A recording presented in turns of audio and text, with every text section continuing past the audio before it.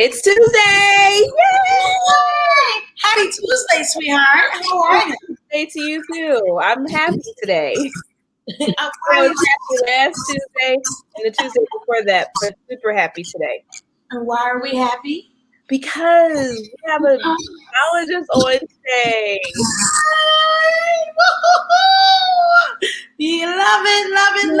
I'm always here for a cuss cup moment, okay? Anytime I can use my cuss cup, I'm here for it. I want to do this. So how was your weekend? Busy, but good. I did the absolute most all weekend long, but I also got several projects done around the house and caught up on some things and caught up with friends and, doing stuff. Friends during COVID? Girl, outside with masks. I'm not bringing the Rona back home. I hear you. Mm-hmm. So this weekend has been very, I guess, emotional for me. Really? I'm dreading this weekend that's coming up. This is really my last full weekend with my Caribbean son. Oh yeah, Samuel. I put him on a plane on this Sunday coming up. So, that is sad. Yeah. I mean, it's good for him to open up his own business there in St. Thomas, and super proud of him. Everyone in St. Thomas, look out for this guy. It's called Big Z Mosquito. I think Big Z should be all over the world. He has some of the best product possible, and it's organic and kid-friendly and pet-friendly. So I'm very, very, very proud of Lucata. He used to work for me also at Blue Chocolate when we had that open. That's awesome.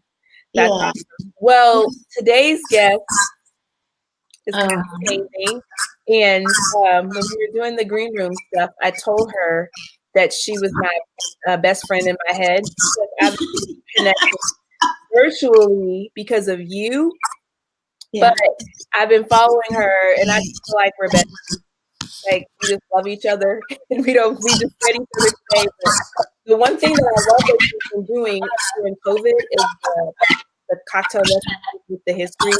And I love lately I've been loving a really good history moment, because I feel like as Black people, sometimes we support something and we don't even know why we're doing it. So anyway, and of course she's a fellow Dom. I'm really excited about that. Local Dom.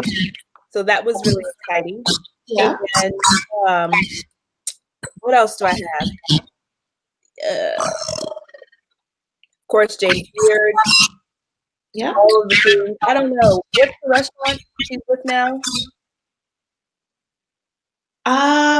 We will let her tell her full story, because I don't remember. But anyway, I'm super excited to have Tiffany join us on the show. So here we go. And while she's introducing herself, I'm going to figure out why my computer is echoing. Yeah. Welcome, Tiffany. How are you? Hi, sisters. I'm well. How are you? Lovely. Very, very happy to have you on the show. I'll say this, super excited, only because we've known each other for quite a few years. Quite a few years. I don't even know how long. It's been a minute. It's been a minute. We just want you to introduce yourself. Tell us your background, what you're doing. How did you become a mixologist, and why? Do we have time for all that? Yes, we do. Let's try to make this story or this daydream of mine real. I came up in a drinking family. Let's start there. Drinking is casual, drinking is comfortable. We were never aggressive or outrageous when we drink. So I always found drinking around my family quite intriguing. At a young age, I watched my family have a lot of fun. And I would always say, when I get older, I'm going to drink like that.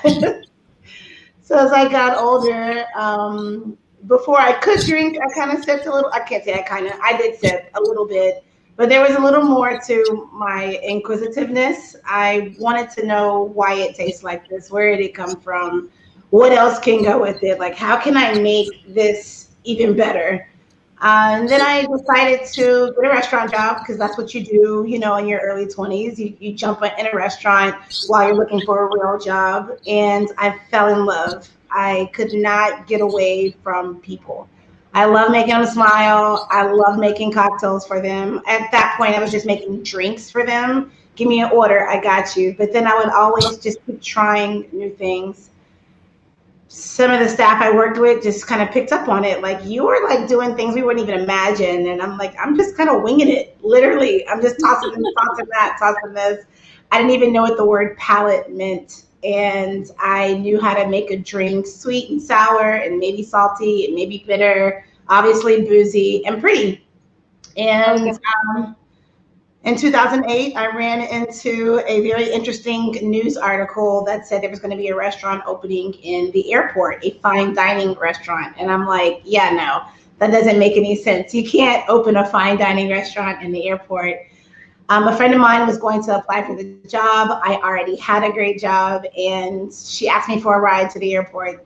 No kidding. I had just bought a brand new dress that I wanted to wear that day. So while she was in the interview, I decided I'll wait and I'm going to go sit like in the restaurants at the airport. This is obviously before all the massiveness, but before checkout, I'm going to pretend like I'm going on a flight.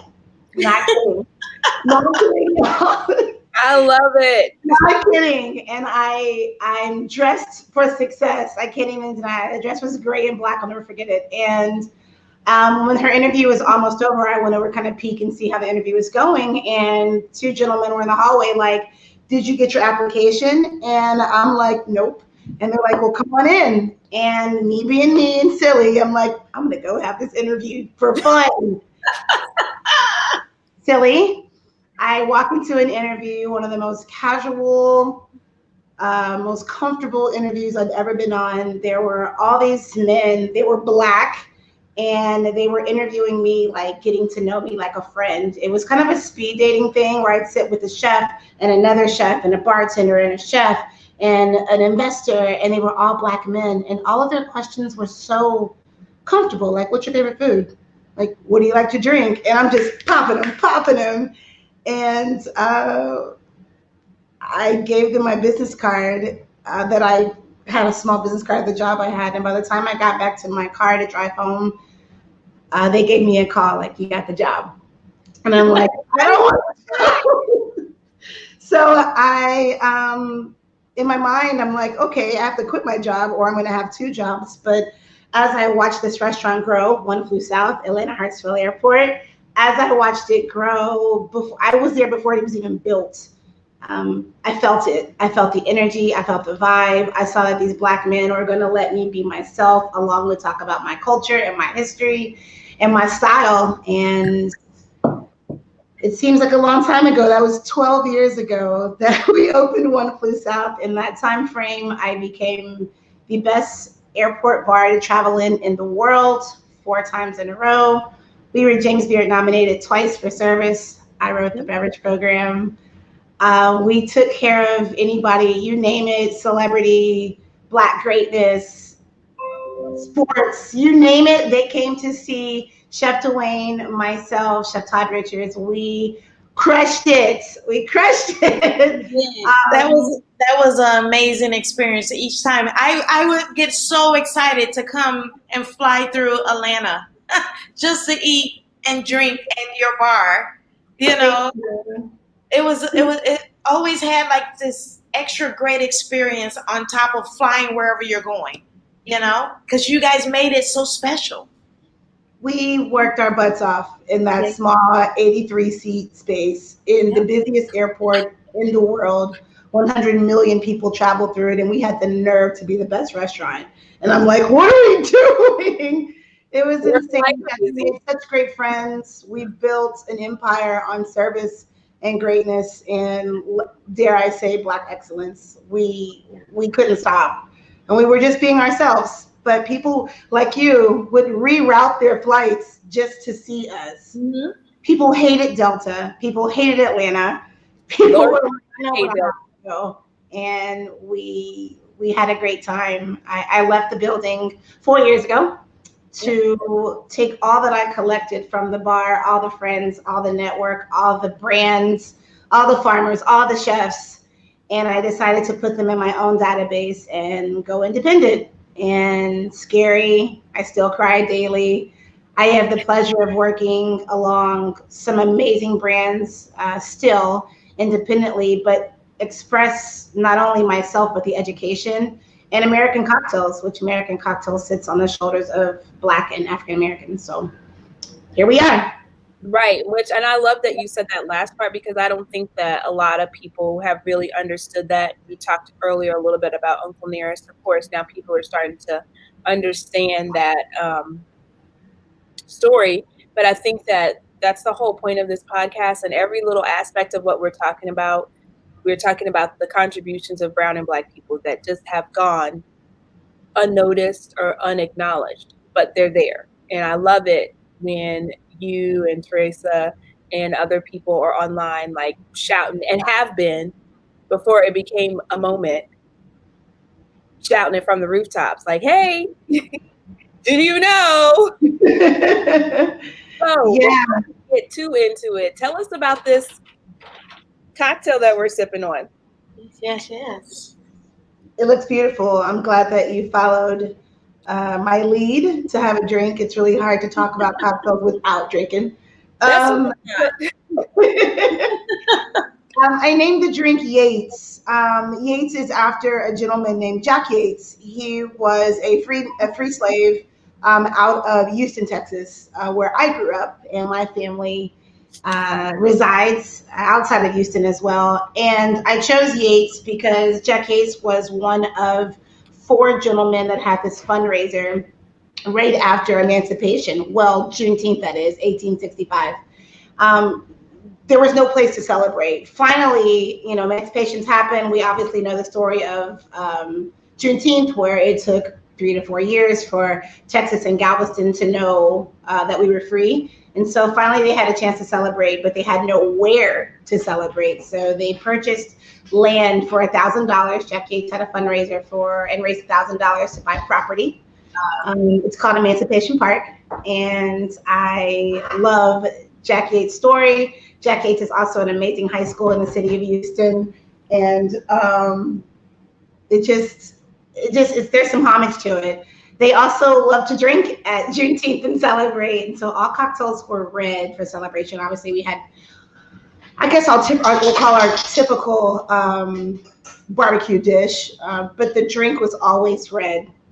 So the drink being red was of hibiscus flower, and hibiscus flower was one of a few flowers in the slave pockets that was grown and brought here to the States. So red drink, red soda, big red, Kool-Aid. As long as there was red drink at the celebration, that's what they did. So my drink is red because it's called Yates. So hibiscus flower being great, pomegranate juice works great. Anything to make it red is great. But the sweetener is pineapple. Pineapple can be sweet and a little bit bitter. Another great ingredient, because pineapple brings a lot of hospitality and welcome to our industry.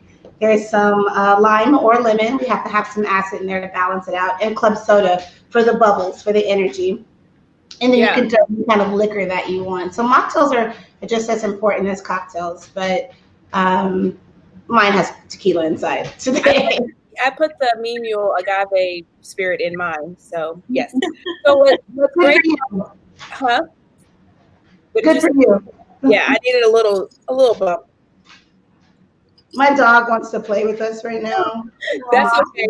Usually, sometimes my daughter would be walking through if she were home. So what I was going to say that's amazing is about during the Juneteenth time, I got a chance to talk to one of our local historians here. And so she really kind of explained the Kansas City Galveston connection, that it was a Missouri infantry that went to Galveston to help free. She was saying that they had been freed, but they had to force the owners to let the people let them go. And so then it's very similar to Glory. those officers never took their pay because it wasn't what it was supposed to be. So they didn't get paid until the end of the Civil War, and then they all pulled their money and founded Lincoln University in Jefferson City, Missouri. So that's how that college was started. It was with money from Civil War African American soldiers. So cheers. That's awesome. Cheers. Thanks for sharing that. I love hearing stories that have been hidden. I mean, it's unfortunate that they were hidden, but the American tales or the education that we don't get in school, it's just so interesting to hear from our sister or our great aunt or a great great aunt or someone to say, you know, the real truth of that story. And they're not folk stories, they're like real. It's sad that that's how our culture, that our culture was hidden that way, but it's great that we're here now, that we can express it, share it, and build new stories. And document it. So the whole, this is on the internet, and things live on the internet in forever. It may, you know, years and years down the road, it may take people a little bit longer to find this, but someone's going to come across this and find a little nugget or a little piece of information or some encouragement or something that they hadn't had before. So, girl, you have so many accomplishments on here. I just feel like, let's talk about Atlanta Food and Wine. How was that experience? Love Atlanta Food and Wine. Little like homegrown food and wine festival to being like one of the premier food and wine festivals in the world. Like people, it's a place to see and be seen. And so how was your experience with Atlanta Food and Wine? Or experiences. Charleston too. You're back to back each time, Tiff, you know? You are like a superstar there at the Atlanta Food and Wine. So it's a party for sure. It's nice to welcome our friends into Atlanta. We are, this is my career home. It's not my home, but I definitely treat it like it's home. It's a career home, and we get to invite so many people to come and feel our hospitality and energy. Atlanta has a mantra: we're too busy to hate, and we love to love. And I get a chance every year to teach a class on the most obnoxious subjects ever, but good, like not like crazy. I've taught how to make cocktails in your hotel room. I've talked, of course, about African American history. I had a class 2 years ago called "Ooh Baby, You Like It Raw," which I played Wu-Tang the whole time in the background, but I talked about raw ingredients in the glass, meaning grass to glass, and rum being a slave trade spirit and agave being quite similar to tequila. I want to talk about the grass to the glass. So that class was insane. People were sneaking in my class. It was crazy just to come and see what I was going to goof off about. Some of the topics I've hit, they hit home, and I think education is better when it's fun. I did not finish college, and so what made me learn was making it fun, and I enjoy teaching people about that. I mean, it's a cocktail, for goodness sake. I'm not fixing COVID, so educating people with some personality and fun and a lot of shots is food and wine for me. I have on my personal page, I have someone is asking, what is your favorite drink to make, and also most complicated drink you've done? Ooh, bang, bang. Whoever asked me that question, let's go with the hardest drink, complicated. Oh, so not all my drinks are great. I learned the best mistakes by the nasty drinks. I attempted to make a margarita with avocado. Okay. Bad. Okay. No, I attempted to also do a cocktail with peanut butter. Bad idea. Yeah, no. My head is like kind of trying to figure that out. I was way ahead of myself in not knowing the execution. I did kind of figure out the flavoring that I could do, like with almond and nut. I was trying to do a cocktail for George Washington Carver. I was all over the place, and I bombed it. Any kind of egg white cocktail, though, is quite a challenge for me. I love an egg white cocktail, but in volume or to put on a menu, it's just not fun because your team ends up hating you. So egg white cocktail is always a challenge, but can be done. My favorite cocktail to make, the margarita. Hands down. I love it. You make the best margaritas possible. Margarita. My heart just started beating really fast because I'm just remembering all the margaritas that you've made for me. And they made me so happy. Yeah. They're just a comfort zone for me. And as much, margarita is the #1 cocktail you can get in the world. There is actually a database where the most popular cocktails are sold and made. In the world, the margarita is #1 and has been for like 20 years.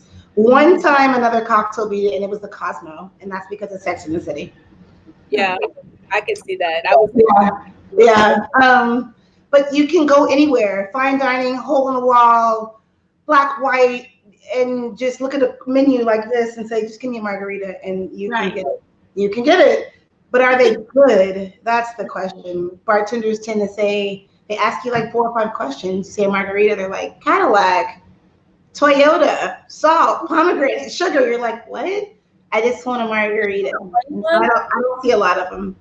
Yeah, can I just get, and I don't like it when people, I can't even, there's certain places in town that just can't make them. And when they're on their way to me, I can tell it's not good. You can tell. I'm like, I should have got a glass of wine. Right. Because I ain't doing that. So Tiff, I have, like, people are loving you today. They are just sending all their love, love, love, love.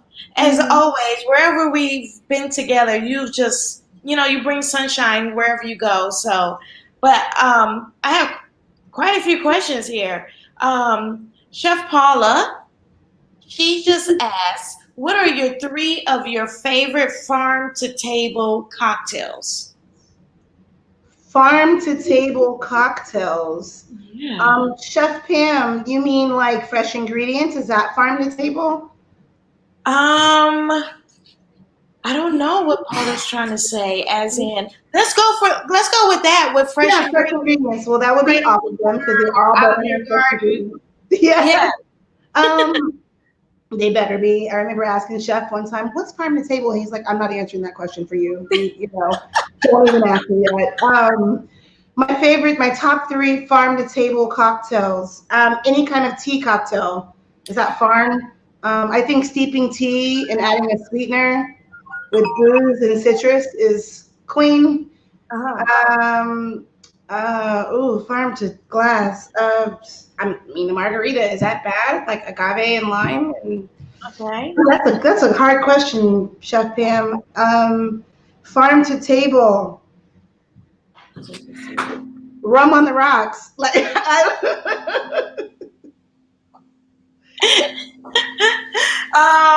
let's see. Sorry. That was horrible. I'm sorry, Chef. No, it's okay. I mean, Paula should probably kick back with another question. She is asking, Tiffany is an awesome young lady here in Jacksonville. Awesome family. And Paula's sending you thumbs up right now. Thumbs up, Chef Paula. So Tiffany is saying, what would you suggest for easy at-home cocktails? And also, what are good cocktail staples to always keep on hand? Because we're going back to another shutdown. So tell us, get us together. Get us together. Girl, it's happening, okay? Oh, I have to go get some tequila. Listen, the whole district is going online. Last week it was half online, half virtual. This week they're like, nah, fuck it. Everybody got to go online. So we're going to get it back. Yeah, So put us together. Help us get our bar carts together. What do you drink at home? Right. So I'll read it one more time. What would you suggest for easy at-home cocktails? Also, what are good cocktail staples to keep always on hand? Easy at-home cocktails. I'm going to come back to that. But things to keep on hand, just like you do a grocery list. Keep fresh fruit in the house. Lemon, lime, orange, grapefruit. Keep them in the house. Sometimes the bruised ones are on clearance. Don't do those fruits like that. You're only going to juice them. So get the bruised fruit. You're only going to juice them out. But fresh citrus is always great to have in the house. Sweetener, not just sugar. I'm talking honey, I'm talking agave. Those two are really nice. We like sweet and sour, right? We know how to make lemonade, right? We know how to make our coffee, right? We know how to make our tea. So this is the same way you make a cocktail. So something sweet and something sour. Basket of fruit, your sweetener, and club soda. Club soda is my saving grace. It makes me very happy because it stretches a cocktail. It stretches anything in a glass on ice. I'm talking wine spritzers. I'm talking a margarita you can stretch. I mean, you can stretch rum and ginger ale if you'd like to with club soda. It also hydrates and gives a little bubble in the belly. So those are my favorite 3 ingredients to have in the house: club soda, citrus, sweetener. Cocktail at home. And she's sending tons of hearts at the same time, like loving everything that you're saying. Good. And steer away from like already made mixers like lemonades and no, don't do that. That is not your friend when you can make it yourself and it's cheaper. Cocktails to drink at home. I'm a fanatic for grapefruit. So if you're vodka grapefruit, salty dog, tequila grapefruit, almost like a Paloma, rum and grapefruit, like grapefruit juice or your favorite juice, and spirit is a fantastic cocktail. 2 ingredients and you're sipping real good with a lot of ice. You're sipping like easy peasy grapefruit squeezy. And wine. Keep wine in the house. Wine is fun. A lot of sugar in wine. So now that we're home on quarantine, like a bottle of wine goes like water.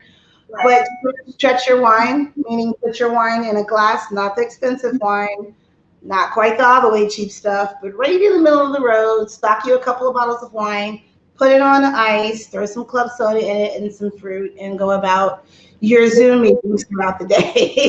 It works. It's like a little bit of fancy water. Speaking of water. Because Martha Stewart was making these Soda Stream cocktails, I got a Soda Stream for my birthday because I was like, listen, she out here with lemons and vodka and soda water. I'm like, I want that. And so I saw some dragon fruit in one. I was like, yeah, I want all that. Let me see that. Club soda is everything. It doesn't matter what brand, as long as it's bubbling. Right. Keep that in the house for you. It's hydration and also makes a cocktail taste delicious. So you just got comments of she is absolutely amazing. Yes, you are, Tiffany. You are amazing. Love you. Also, Chef Paula's back. Hey, Paula. She just asked for a good sangria recipe. Or I wonder, and she didn't say white or red. My favorite is a white one, but because I can't do red wine, it doesn't make me feel good. But she said a good sangria recipe. That's a great one. I like white sangria also. It's almost a challenge to keep it white because you're like, I want to keep this as clean and pure. Red sangria is delicious, but there's, again, a lot of sugar in red wine. There's not a huge difference in sugar, red or white, but red wine it's good for the heart, but not good to just swallow for the whole day. White sangria, you got to have brandy. Not vodka. You got to have a nice brandy, just a little bit, or rum, flavored rum. Stay away from it for sangria. Tiff, when you say brandy, like as in, is there a certain grade of brandy that we're looking for when we're? Because I know y'all mama got around the house. Y'all know they mama got some E&J under the sink. Not Easy Jesus or Irk and Jerk. Not that kind of brandy. That's why I'm asking. I don't keep brandy in my house. You know, grandmama got the brandy, the Irk and Jerk in the closet for her. Why did our parents keep liquor in the closet? What's up with that? No.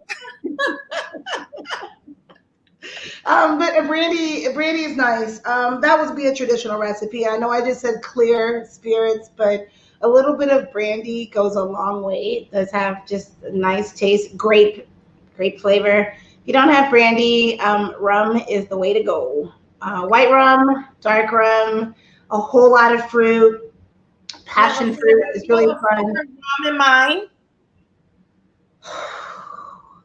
There's only one rum in my house that I keep in the prettiest crystal ever. All my bottles do their thing. There's one rum that sits in its own corner over there next to flowers, and that's Smith and Cross Jamaican rum. Hey. All right. It is for grown people. It is 110 proof Jamaican. God. Whew. I drink that. I'm gonna get some of that for my cart. That might be for my quarantine. It's for adults. When you came to Tortola, did you have any panty dropper? Did we ever share a panty dropper with you? We did. Do you remember any of that after that? I don't. I remember a drink coming to me called a panty dropper, and I was like, "Excuse me, wait, what?" And then you took me to the distillery, and I was like, "Oh, so that's why we're dropping our panties." Okay. Okay. The oldest, is that the oldest distillery in the BVI? Yeah, in the Caribbean. It's the oldest one in the Caribbean. And I tell you, it was old. It was old, but and it survived the hurricanes in 2017. So it's there. Yeah, the family is still rocking and rolling. Yeah, I smelled that thing in my suitcase. Like, this is mine. It's called the panty dropper. It's on the bottle. Yeah, it's amazing. It's delicious. I have to have some shipped back up here. So hopefully, oh yes, I will send you some love. I have like a little tiny bottle with a sugar cane in there, and I haven't. It's just like barely enough rum in there. I'm just letting it sit, and I'm gonna suck on that sugar cane, But it's amazing. Yes, I will send you some too, Tiff. I was thinking it like communion. You just like, and then put it back. And then like, put it back. It's so good. It's so good. That's amazing. That's amazing. Okay, so how did you get into the history part? You gave us the history of the drink, this particular drink, the Yates, but you've been doing a lot of those during this. Well, I think you started a little bit before COVID, but all the way on through. Yeah, Erica's known me for a long time. I've been doing this my whole career, but no one was really listening. I couldn't stop giving a cocktail without Black history. I just couldn't stop. And I got really involved in it because as I was studying and nerding out with all my other fellow bartenders, we were constantly talking about Prohibition, pre and post Prohibition. We were talking about bottling. We were talking about this time frame, like late 1860s and the roaring, where this is time frame, this 100-year window. And I was like, this is happening at the same time of slavery. This is happening at the same time where Black people are working behind the bar. Wait a minute.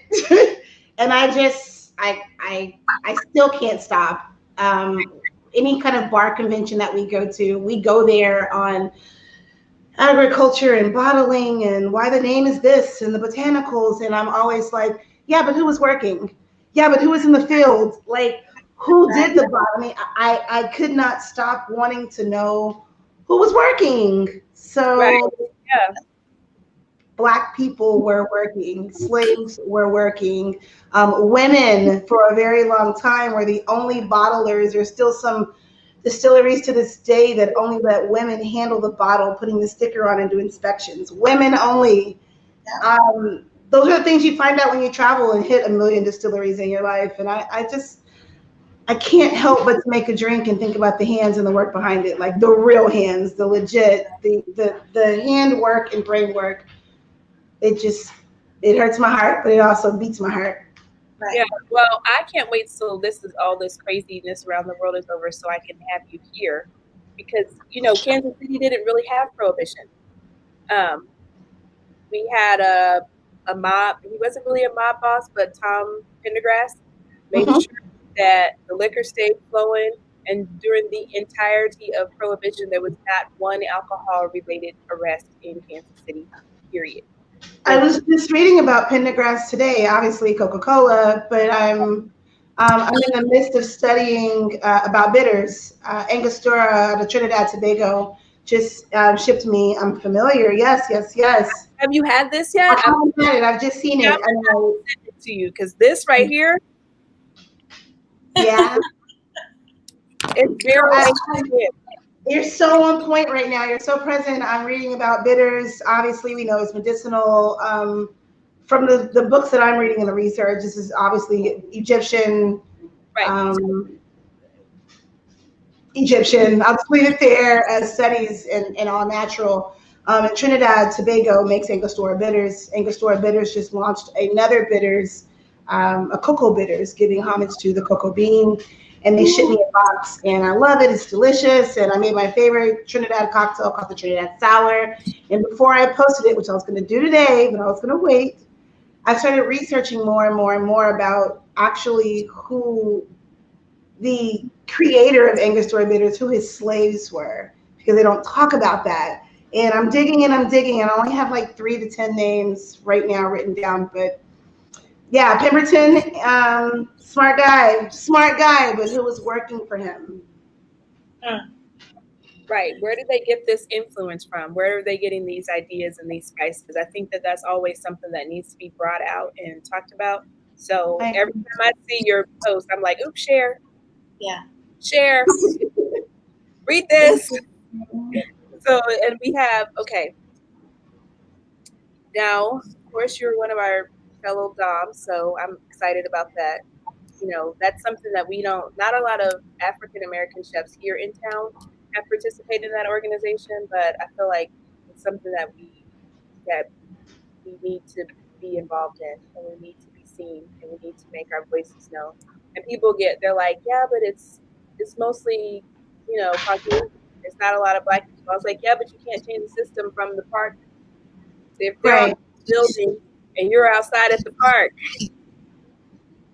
you're not making a whole lot of change. It's a little harder for them to hear your voice outside. Yeah, real hard. I joined 3 years ago. I was made fun of from my other bartenders and friends, like, why are you even doing this? And they're like, it's the fancy lady crew.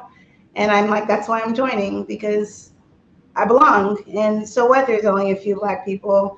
I'm going to be one of them. Our chapter right now is having heavy conversations about that. And we are educating a few of our white doms here and there, along with welcoming other upcoming women who are just as amazing that can be a part of a food sorority and be represented and presented properly the way that they have been for all these years.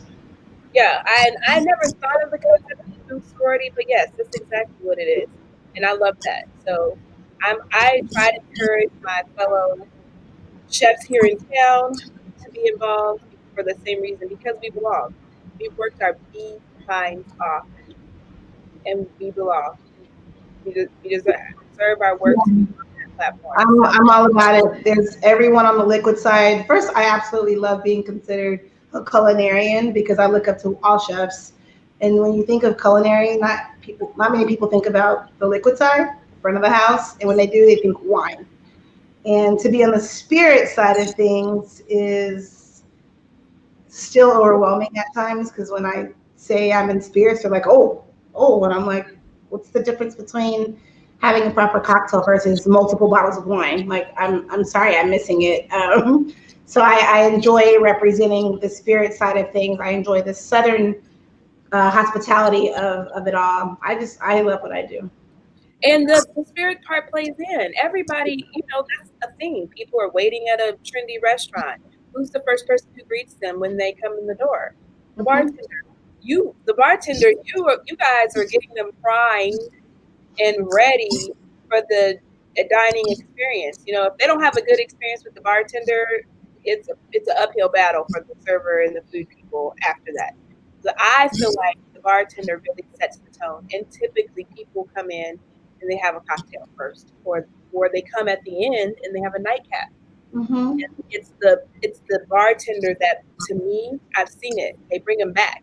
Like, say they just came for a cocktail and now they're like, man, that conversation was so great, and she talked about so much food, and she gave us so many good ideas. I'm going back there for dinner. So I think it plays hand in hand. So spirits, definitely culinary. Yes. Yeah.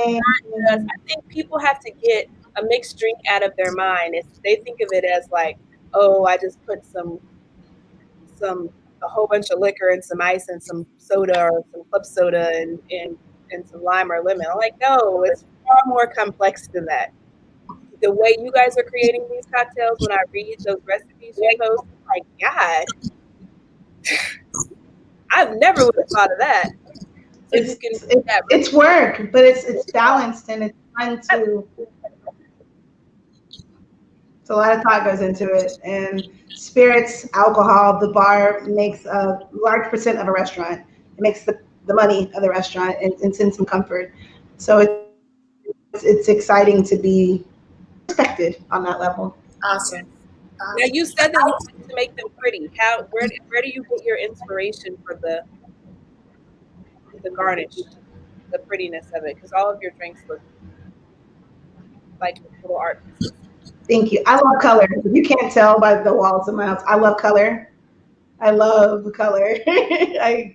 I don't like anything too basic, and I think, I know we eat with our eyes. I think visual sells it, and when the guests see that and they see a color, like, what's that? So I usually focus on the spirit, the base that I'm going to work with, and then what color I want to work with, and take it from there. I have another question for you, sweetie. And it's Chef Paula again. It's Chef Paula. She's on the show. She said Paula's right there in Georgia, but she's in Woodbine, Georgia. She is the executive chef of a hunting lodge. It's amazing. Oh my God. You come this way. Tell Paula to come there. And she will feed you, and you'll walk the earth. It's like gorgeous. It's all these acres. She has the lakes on there. It's like, and the cottages are gorgeous. Like, you will walk in and you feel like, oh, I'm supposed to be here. It's very earthy, very warm. But then they go hunting. So, but you done. all right. So she said she has noticed the return of classic cocktails, especially old fashions. How do you feel about that? What do you think about that comment? Old fashioned. Old fashions, like old cocktails coming back. She said, especially like old fashioned cocktail. The cocktail old fashioned. Yes. Yeah. We are 100 years into Prohibition. Well, ish. 1920s was quite an era. World War I, quite an era for cocktails, and it's a homage. But all cocktails are based on old cocktails. There's a spin on an old fashioned, a spin on a Manhattan, a spin on a gin Rickey, and it's just something that bartenders always tend to. It's just like making a pound cake, but you make your pound cake this way. We're always going to go to the roots of history when it comes to cocktails, because that was the base of it. We can't reinvent the wheel, so that's probably why you're seeing the same cocktails, but we're not reinventing the wheel. We're just tweaking the recipe. We're just tweaking the ingredients. Right. Awesome. I like a good I know that you would go, what is it, Tales of Cocktails, or in New Orleans. You've been there quite a few times for that conference. I've always wanted to go, because I just think that anything in New Orleans is amazing anyway. But being a mixologist and being in New Orleans and down in Louisiana, what does that feel like? What is that whole groove of making cocktails and doing this and that, and being around all these other mixologists and the competitions and all of it? Tell me about that experience. It's hot, for one. We go in the hottest week ever. We go middle of July every year. It's a week after my birthday every year, and it's insane. It is a long conference. It is, just like you said, there are bartenders from all over the world. The education classes are mind-blowing. We're learning things that, I almost got teary-eyed. We're learning things that you've wanted to know for so long from the actual horse's mouth. You're seeing how Hong Kong does the shake, the Asian shake. You're learning how to garnish, learn how to chip ice. It's a mind-blowing experience, and also you kind of nerd out because you see people that either you've read books on or you want to work alongside of. The parties are insane. Brands love to bring out the big dollars and support and show love and respect to what we've done for a full year. And I'm on the grants committee there, and I've been a part of Tales of the Cocktail for, I don't even know now. My liver hates me for Tales of the Cocktail every year. it's our brag rights. It's boastful. As a Black bartender, it's a little different because there's not a lot of us on the craft level, but we've taken away the word craft because a bartender is a bartender. If it's a hole in the wall, if it's a club, if it's adult entertainment, if it's fine dining, sommelier, and you are of color, you belong here. So we've just brought in some more comfort. I've enjoyed being some of the lead to all of that, and it's just a good time. It's a family reunion, but it's also a lot of work, and you get so inspired that by the time you go home, you just want to change your whole bar program, and you want to just shift everything out of the way and go, I'm going to do this, and I'm done. They probably are tired of you in your restaurants when you come back from that. They're like, oh yeah, they don't want to hear me talk anymore. Oh, here she comes back with some new shit. We just got the old shit down. My dog wants to. Yeah, they're like, you're back and now you're smarter, and I'm like, let's just change the whole menu, and you do. So also, I'm not quite sure. I'm sure Shanita has all the right information, but you did, was it Essence? Or out in LA, but you did something out in LA also. Was it Grammys, Essence? It was one of them, or both. I did do Essence a few years. I've done Essence 4 times, and I was asked to entertain and serve 40 Black women of Hollywood. This was for the Oscars, and they had a private party sponsored by some huge sponsors. I thought that it was going to be like multiple bars, and I'm just going to create the drinks really quick and be out of the way. And I was the only bar, so I was serving Angela Bassett. This is the year of Black Panther, also. Angela Bassett, Queen Latifah, Jada, Tiffany. It was 40 Black women of Hollywood. They had a brunch, and I served them their cocktails. They came just to me, and I just did this. I cried my tail off. I was so nervous. Aww. I had no idea it was going to be that big. And unfortunately, my grandmother had just passed like 3 days before that, and I had so much emotion going on, but I also felt so rewarded to be asked to serve not only my culture, but our women, and it was in LA, and it was insane. It sounds. I don't even have my words for that. I'm sorry. That was mind blowing.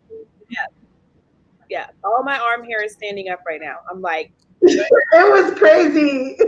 I remember seeing the posts, and I was just like, and tears came to my eyes because I'm always so proud of you. You're one of the most creative women that I know when it comes to spirits. And I saw that post, and I was like, oh my gosh, she's out there doing it. She's doing it. You were doing it for all of us that loves cocktails, but also you were doing it. I don't even have another word for it, as in, because this phrase is what my mom, and I believe, Tiffany, you've met my mom. Mm-hmm. So she loves you to death. She's not watching right now, but she watches after the show. And so she will probably be like, oh my God, tonight I'll have a conversation with her. And she loves you, but her phrase is doing it, soaring like an eagle. And that's what you were doing. And you're still doing it. You're constant. You're an eagle. You soar. And like, I have chills, but it's only because you're that amazing. And when you posted that was like, so proud of you. Y'all are making me cry. That was a moment that I wasn't ready for that moment. It was definitely monumental to be chosen. I have all of that energy to thank to my family. My mom and my dad are incredible. And you just show up and do what you do. And I would have never thought doing what I love, which is drinking, could take me to Hollywood and have me making cocktails for Loretta Devine and getting told, hey girl, you crushed that drink. I was like, wait a minute, me? Like, no. And they had me on their Instagrams and on their Snapchats. I'm crying right now. It was pretty awesome. So we always like to ask the last 10 minutes about the pivot. It seemed like prior to COVID, you were already kind of in a little bit of career transition and had changed your trajectory from like inside of a particular building. So it's a two-part question. I want to know what's next for you. Where are we headed in 2021? And then also, after you've had this time of decompression, what are you leaving? What's something that you're like, yeah, I did that, I thought that, I'm not doing that anymore? I do not want a bar. That's understandable. I'm saying that now. I've never seen myself owning a bar. If I have one, it would be super, super tiny. It would be 10 seats, reservation only, 3 times a week. Like, it would be like a house party, just me and like a few guests, and that's it. That's awesome. That's not what I envision myself, but what I do daydream of is having that television and having the chance to touch people outside of Instagram and Twitter and social media, and people to log on and hear and enjoy proper cocktails with proper history from a Black woman. I'm very shy to the camera at times, but because I get so passionate about drinking and the history, I want to scream it all day long, and I would love to be on television. I would love to have a segment similar to like The View-ish, where it'd be like a mixologist, a cicerone, or sommelier and somebody, and we just talk liquor talk for 30 to 45 minutes with sponsored commercials by liquor brands. But it's a long way to go for that because there's a lot of logistics when it comes to talking about booze. And what's next on the list is a book. I mean, I've got to get this thing out eventually, and people are bugging me like crazy. When's the book coming? When's the book? When's the book? And I honestly tell them, I'm a bartender. I'm not an author. And when you write a book, you need more than just the computer. I need a publisher and an editor. And that's in the works. I have a lot of conversations about it, but I need my hand held through it the whole time because it's a lot of work. Girl, we're gonna have I'm partially there, so we're gonna connect. And if it's just us getting on the Zoom on a Sunday, and you're writing and I'm writing, but we can schedule some work dates where. I would love that. I have some things stuck in this computer, and I just want to press send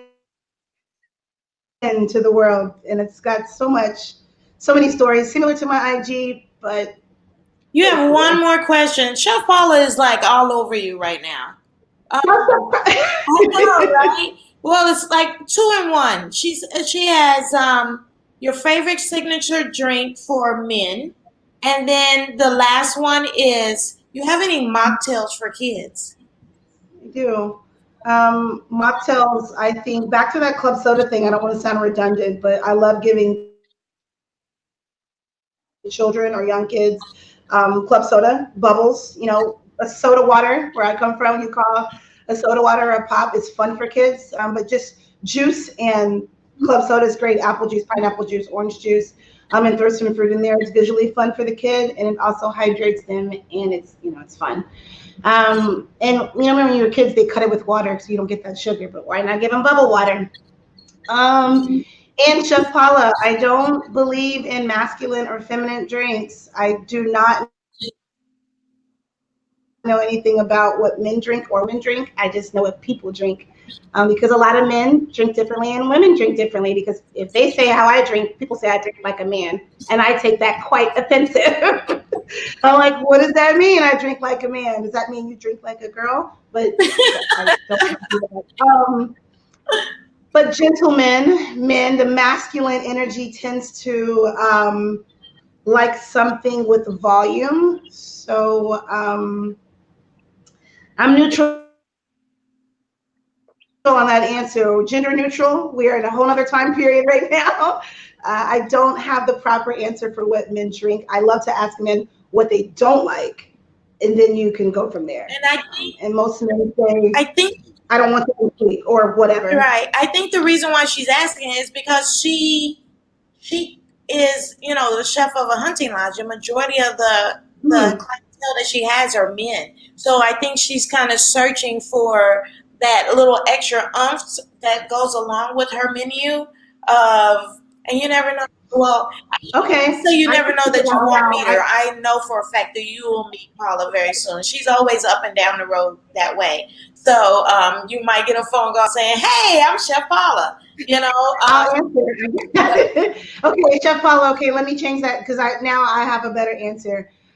Men don't like drinks that are a bright color. Men don't like red drinks, purple drinks, blue drinks, clear. If they do, it should be like, I don't know. But men tend to steer to a darker color, a neutral color. I'll say beer color and darker. It's just a manly thing coming from a woman. But yeah, men don't like color. Okay. She's sent a lot of hearts just then. So Sarah Gay Man Hunt too. Yes. She would love to have you there as a guest. So I'm speaking for her because I know my sister Paula. She is very loving and very kind and very open to whatever she has. So I think you would really enjoy the property that she loves, her passion. So like you guys would merge those two passions together. That would be so awesome. And she just said thank you. You're welcome. You're welcome. Oh, well, let's see. Oh, it's 7:57. Shanita, this hour went so fast. Probably because we were drinking. No. We must have you back. We must have you back to the show. I'm almost there. We really need you back. Yeah, for sure. And make sure you tag us in any of your in your posts so that way if sometimes I've been taking some social media breaks just because and I have to. So that way I won't miss them. But of course, I'm going to take a screenshot of us right now. I usually always do that. We got our screenshots and we want to thank you guys all for watching the conversation. We appreciate you spending your Tuesday evenings with us, and we will see you back here next Tuesday at 6:00 Central for the conversation. Thank you guys. Good night. Bye.